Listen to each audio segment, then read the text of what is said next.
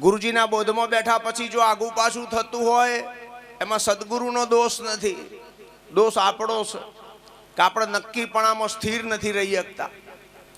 શબ્દ બદલાય, સત્ય ના બદલાય, ભાષા બદલાય, સત્ય ના બદલાય. સત્ય અપરિછિન્ન છે, અપરિવર્તનશીલ છે, જેમનું તેમ છે, અનાદિ મુક્ત છે.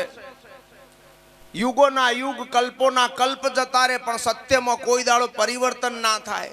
અને એ સત્યની ઝાંખી મારા સદગુરુના શરણે જવાથી, અહંકાર મૂકવાથી, મનની સિલેટ કોરી કરવાથી, શરણાગત થવાથી, સ્વીકાર ભાવ લાવવાથી, નિષ્કામ સેવા કરવાથી ઘેર બેઠા થાય.